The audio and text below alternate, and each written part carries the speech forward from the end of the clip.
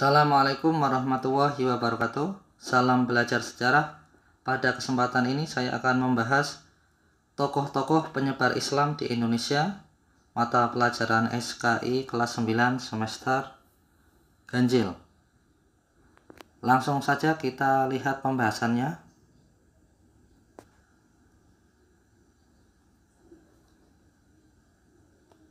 Yang pertama itu tokoh-tokoh penyebar Islam di Indonesia itu Wali Songo. Apa itu Wali Songo? Wali Songo artinya 9 orang wali. Wali Songo sangat dihormati di tanah Jawa karena Wali Songo merupakan ulama yang menyebarkan agama Islam di tanah Jawa, sehingga diberi gelar Sunan atau Susuhunan yang artinya dijunjung tinggi atau gelar yang tinggi dan mulia. Jadi Wali Songo adalah ulama yang menyebarkan agama Islam di tanah Jawa, sedangkan gelar Sunan sendiri adalah sebagai gelar kehormatan karena Wali Songo itu adalah orang yang mulia atau orang yang dihormati di tanah Jawa. Ada 9 Wali Songo. Yang pertama ada Sunan Gresik. Nama aslinya adalah Maulana Malik Ibrahim.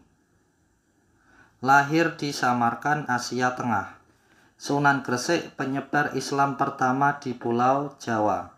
Mulai dakwahnya di Desa Leran Gresik, Jawa Timur.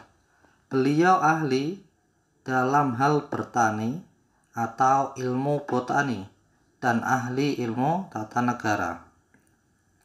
Metode dakwah Sunan Gresik itu dilakukan dengan pendekatan personal atau individu, kemudian dengan cara lemah lembut, bijaksana, dan dengan budi pekerti yang baik.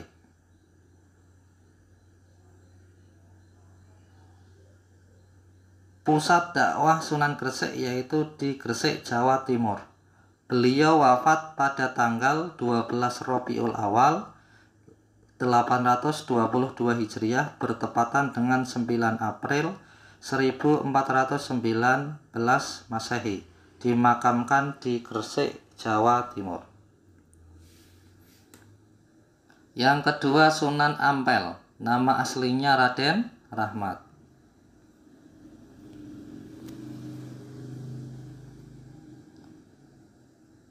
Sunan Ampel lahir di Jampa tahun 1401 Masehi. Sunan Ampel adalah anak dari Sunan Gresik dari Ibu Nyai Damarwulan. Istrinya Nyai Ageng Manila, putri Bupati Tuban yang memeluk ajaran Islam. Sunan Ampel mendirikan pondok yang bernama Ampel Denta. Sunan Ampel adalah seorang mufti dari negeri Jampa yang mengajarkan secara lurus.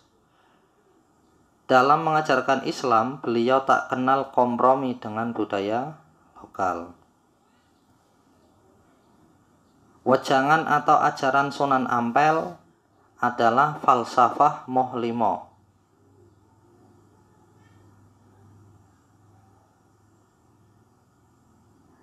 Falsafah Moh5 yang pertama adalah moh main atau tidak mau judi. Yang kedua moh ngombe, tidak mau minum minuman keras. Yang ketiga moh madat, tidak mau narkoba. Yang keempat moh maling, tidak mau mencuri. Yang terakhir moh madon, tidak mau berzina. Jadi ajarannya yang terkenal itu ada 5, falsafah Moh5: moh main, moh ngombe, moh madat, moh maling, moh madon.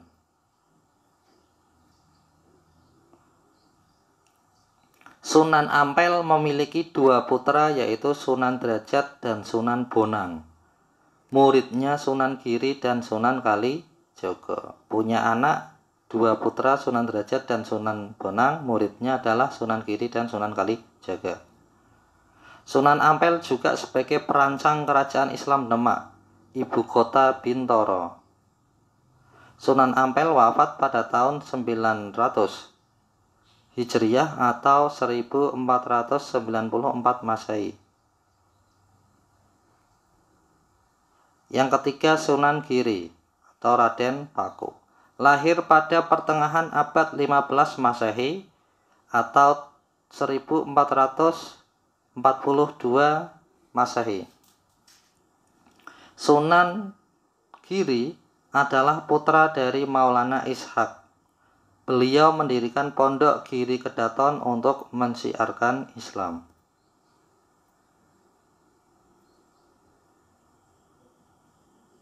Sunan Giri pendidik yang berjiwa demokratis. Ia mendidik anak-anak melalui permainan berjiwa agama seperti jelungan, gendiferit, jorgulo, cublek, suweng.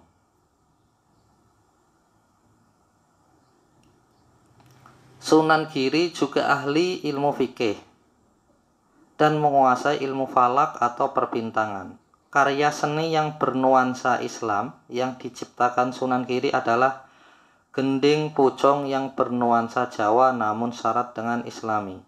Beliau wafat pada tahun 1506 Masehi, dimakamkan di Giri, Gresik, Jawa Timur.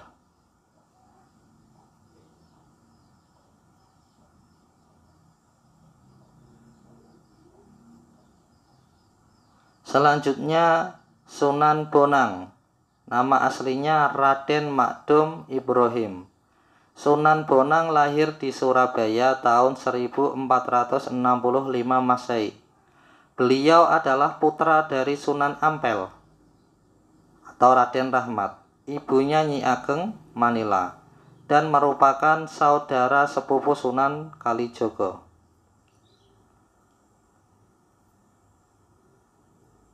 Sunan Bonang adalah pencipta gending pertama. Dalam menyebarkan Islam, ia menyesuaikan diri dengan kebudayaan masyarakat Jawa yang sangat menggemari wayang serta musik gamelan. Metode dakwah Sunan Bonang adalah menggunakan seni budaya dan tradisi masyarakat. Contohnya, menggunakan alat musik pukul yang bernama bonang.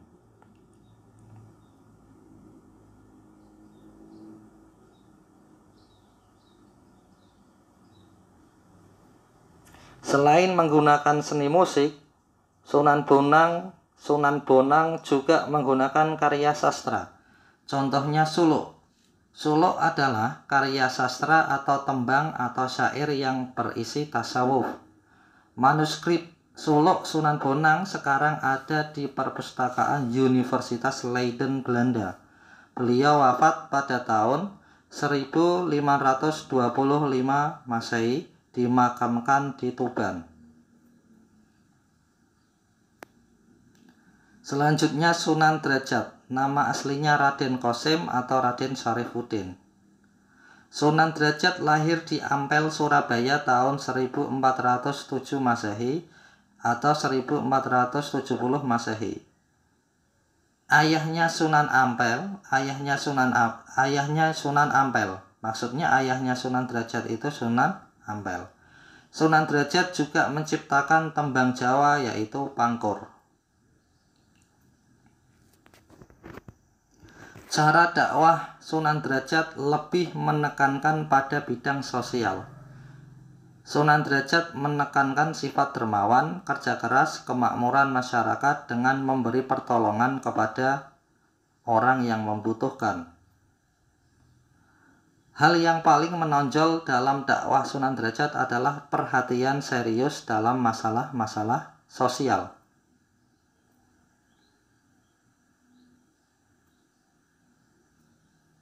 Beliau dikenal sebagai wali yang mempelopori penyantunan anak-anak yatim, fakir miskin, orang-orang sakit. Sunan Derajat wafat pada abad ke-15 atau abad 16. Dimakamkan di Sedayu, Gresik, Jawa Timur. Kemudian Sunan Kalijogo, nama aslinya Raden Said, lahir pada abad ke-14. Sunan Kalijogo adalah anak dari Bupati Tuban yang bernama Adipati Wilatika dan ibunya Nawang Rum. Beliau murid Sunan Bonang. Cara dakwah Sunan Kalijaga adalah melalui pendekatan kultural, termasuk pemanfaatan wayang dan gamelan sebagai media dakwah. Sunan Kalijaga menciptakan wayang Purwo untuk media dakwah Islam.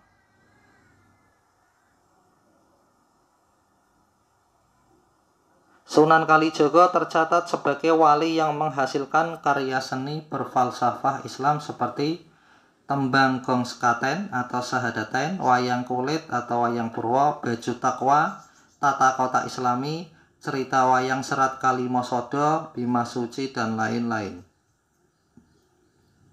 Sunan Kalijaga wafat pada abad ke-15, dimakamkan di Kadilangu, Demak. Selanjutnya Sunan Kudus, nama aslinya Ja'far Shadiq. Sunan Kudus mensiarkan ajaran Islam di daerah Kudus dan sekitarnya. Beliau ahli dalam bidang ilmu fikih, usul fikih, tauhid, hadis, dan tafsir, serta logika. Oleh sebab itu, beliau dijuluki Waliyul Ilmi, artinya orang yang kuat ilmunya. Cara dakwah Sunan Kudus dengan pendekatan kultural. Beliau menciptakan berbagai cerita agama, termasuk gending yang terkenal adalah gending Mas Kumambang dan gending Micil.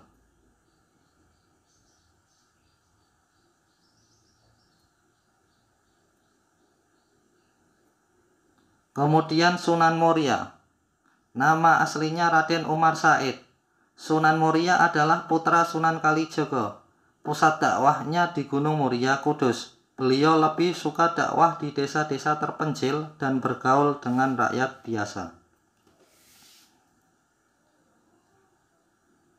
Cara dakwah Sunan Muria adalah dengan mengadakan kursus-kursus bagi kaum pedagang, para nelayan, dan rakyat biasa.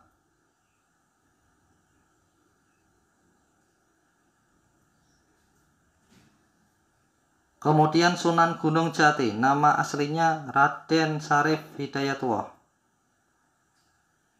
Lahir di Mekah pada tahun 1448.